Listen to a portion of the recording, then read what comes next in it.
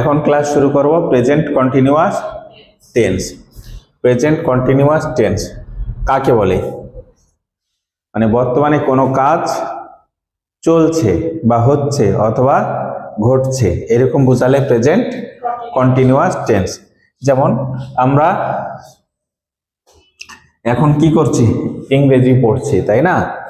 তাহলে আমরা বলবো উই আর রিডিং ইংলিশ। মানে বর্তমানে কোনো কাজ চলছে বা হচ্ছে বা ঘটছে এরকম বোঝালে তখন তাকে বলবো প্রেজেন্ট কন্টিনিউয়াস টেন্স। আরেকবার বলি, বর্তমানে কোনো কাজ চলছে অথবা হচ্ছে অথবা ঘটছে এরকম বোঝালে বলবো প্রেজেন্ট কন্টিনিউয়াস টেন্স। উদাহরণ দেখি।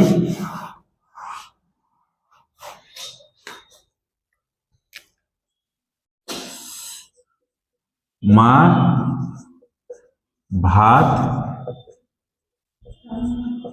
রান্না করছেন। রান্নাটা হচ্ছে, তাই না?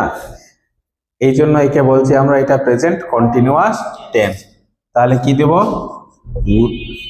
ভুল হয়েছে।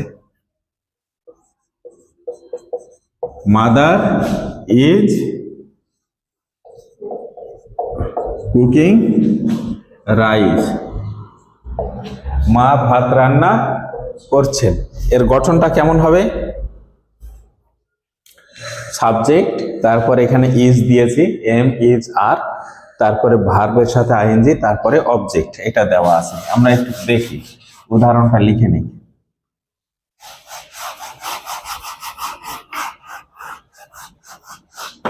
এর গঠনটা হচ্ছে, প্রথমে কি দেব? সাবজেক্ট, হ্যাঁ, তারপরে দেব এম অথবা ইজ অথবা আর, দিয়ে দেব আমরা ভার্বের সাথে আইএনজি, সব শেষে দেব অবজেক্ট। আচ্ছা, এইখানে যদি দেওয়া হয়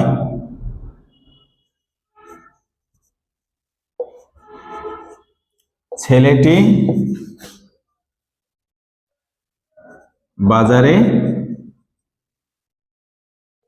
যাচ্ছে, তাহলে কি হবে? এই অনুযায়ী আমরা সাজাবো। ছেলেটি দি বয়, দি বয়ের পরে আমরা এম ইজ আর, কোনটা নিব? Is. The boy is going to বাজার। বাজারের ইংরেজি কি? Market. The boy is going to market. আচ্ছা,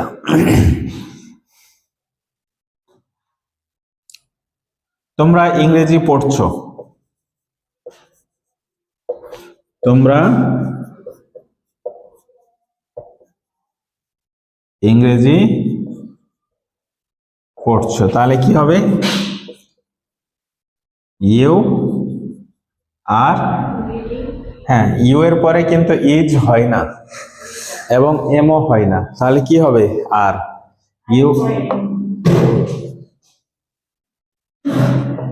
you are reading English. Clear?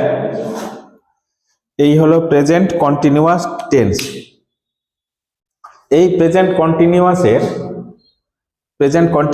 টেন্সকে negative এবং ইন্টারোগেটিভ করার সময় এম ইজ আর এর পরে নট বসাবো, তাহলে সেটা কি হবে? নেগেটিভ। এবং এম ইজ আর কে সাবজেক্টের পূর্বে বসালে হবে ইন্টারোগেটিভ। এখানেই দেই, এই এম ইজ আর কে আমরা যদি সাবজেক্টের পূর্বে বসাই তাহলে সেটা হবে ইন্টারোগেটিভ, এবং এই এম ইজ আর এই তিনটার পরে যদি আমরা নট দেই তাহলে সেটা হয়ে যাবে নেগেটিভ। হ্যাঁ, তুমি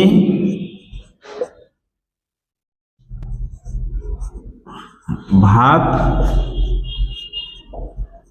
খাচ্ছ। চলমান, এটা হচ্ছে প্রেজেন্ট কন্টিনিউয়াস টেন্স। একে যদি নেগেটিভ আমরা করি তাহলে কি হবে? আগে ট্রান্সলেশন করি, you are eating rice. You are eating rice, এটা সাধারণ বাক্য হলো। তুমি ভাত খাচ্ছ না, তাহলে কি হবে? You are not eating rice. হ্যাঁ, আর যদি একে প্রশ্ন করা হয় তাহলে আমরা কি দিব? তুমি কি ভাত খাচ্ছ? আর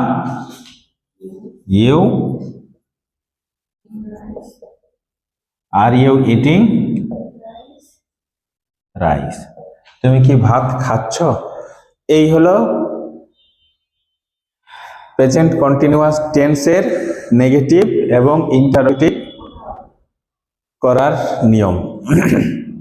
ঠিক আছে? আচ্ছা, চেনা